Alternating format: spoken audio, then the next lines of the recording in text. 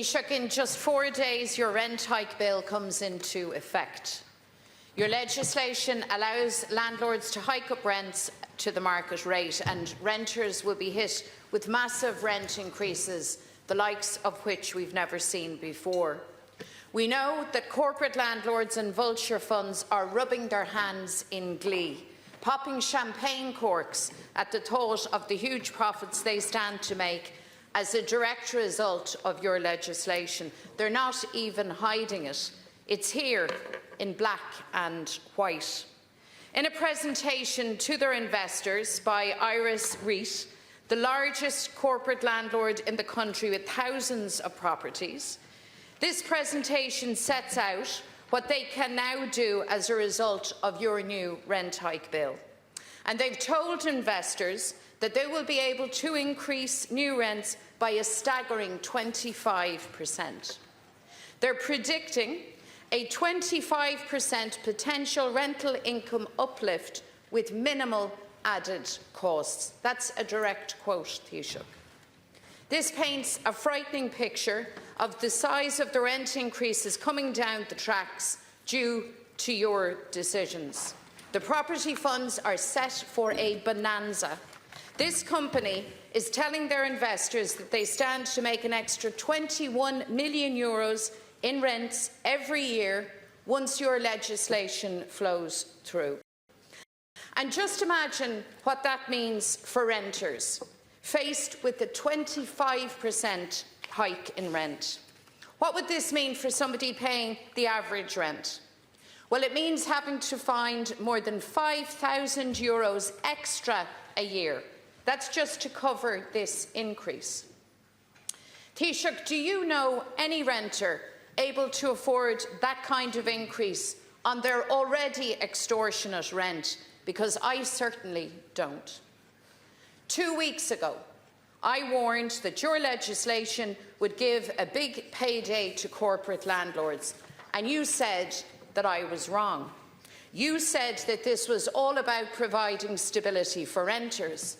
Now, how in the name of God is allowing renters to be hit with the 25% increase providing them with stability? But of course, your legislation was never about stability for renters. It was always about feathering the nests of the big property funds. And now, Taoiseach, you've been found out. Now we see the proof straight from the horse's mouth. The biggest corporate landlord in Ireland is saying out loud the very thing that you denied. They will make a fortune from your legislation, all on the backs of renters. This is a recipe for disaster in the lives of workers, of families, of our young people. And you're doing it with your eyes wide open, with all the proof of who will benefit on the table for all of us to see. Ní éadach leis an tíorna talúna smó sa tír a bhí a bheith níos soléire, gur féidir le cíos a ordú 25 fan géad mar thora mhór reachtaíocht. Cathair stop a chur leis na hardaithe ulmhóra seo. Taoiseach, do you accept what the largest landlord in the country is saying, that they will be able to hike new rents by 25% as a result of your legislation, an increase that will be a breaking point for so many? This is what your rent hike bill is facilitating. You simply cannot allow this to happen.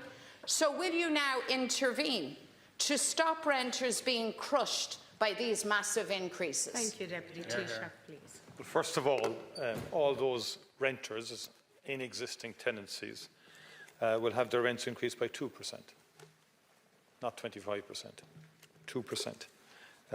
And existing tenancies will not be impacted negatively as a result of the changes.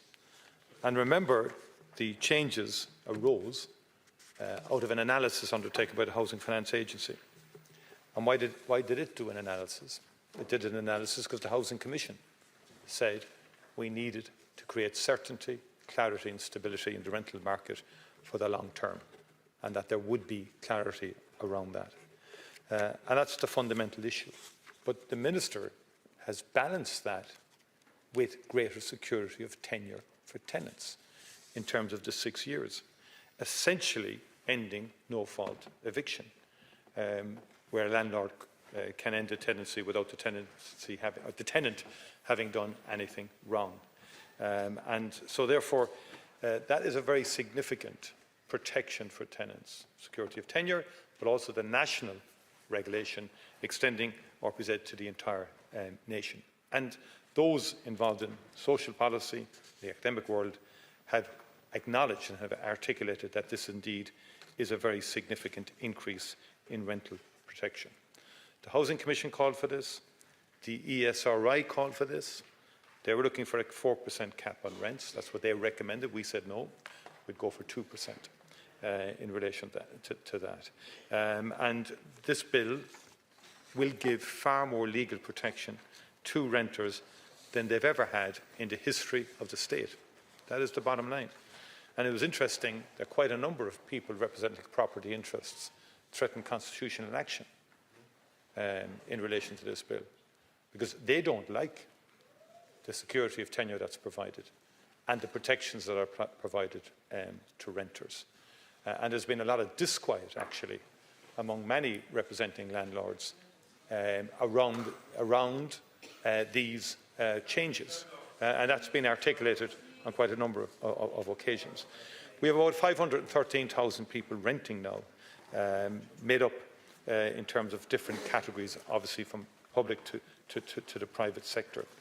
But the over 290,000 people who are currently renting will not have their tenancies impacted. And you know that. And I think that is the key element to this.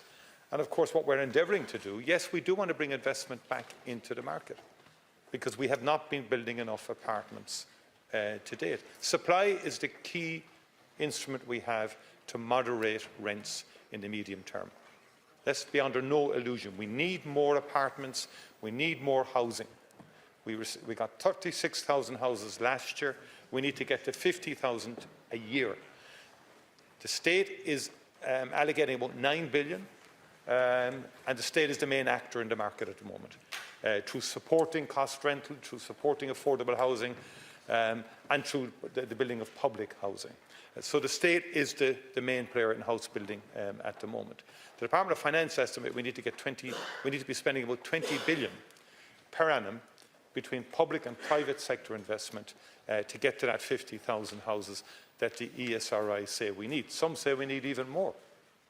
And so we have to have a balanced approach to protecting renters, and particularly those in existing tenancies, giving them greater protection in terms of security of tenure, but also then facilitating a far greater degree of construction, particularly in cities, of apartments, because our density is not where it should be, in brownfield sites in particular, and everyone, I thought, in the House were agreeable to greater investment. Agus an rud is táchtaí ná. Sé tá geiste going ná. A bhad níos mó tithe a thógáil sa tír seo. Agus tá píocht agus cosint a chuirnáil dus tionón tithe na tíre. Waffle atá geiste down, inis. See, this is on you, Taoiseach. There is no balance here, and the biggest landlord in the country could not be clearer. They know that they can hike rents by 25% as a result of your rent hike bill. They know that they will make an extra €21 million in rents each and every year, and that means millions into the pockets of corporate landlords, and it means thousands out of the pockets of renters. Security of tenure, my eye. Those are the hard facts, Taoiseach, and you know that. It's here in black and white. We're talking about here the biggest rip-off of renters in a generation. This sends a shiver down the spine of every renter right across the land. And it is directly because of your decisions, your choices, Fianna Fáil and Fine Gael.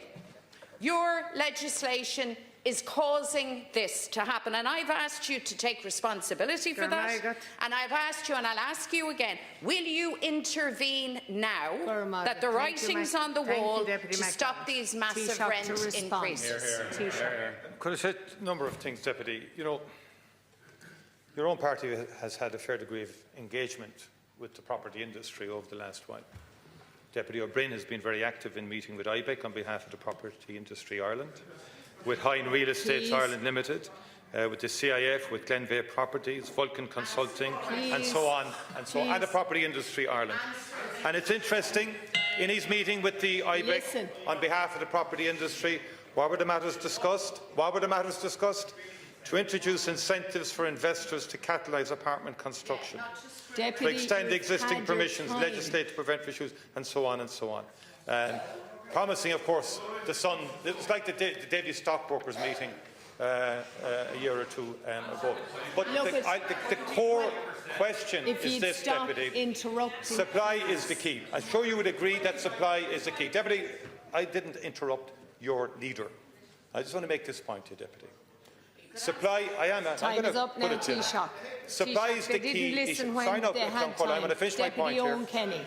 Supply is the key issue, Deputy. Time is up. It has to be noted. Deputy Kenny, it has to be noted, Deputy, that you've objected to 3,000 apartments in the last while. And that's your contribution to renters in this country and to people who need housing. You've objected to 3,000. I respect you totally, but Chair, I would also ask you that you would respect my right to reply. It's not been facilitated. This is the House. Taoiseach, they didn't listen in the time that was allowed. We have moved on to Deputy Owen Kenny. No, there is no point of order. I am within the point of order. Your time was up. Thank you, Taoiseach.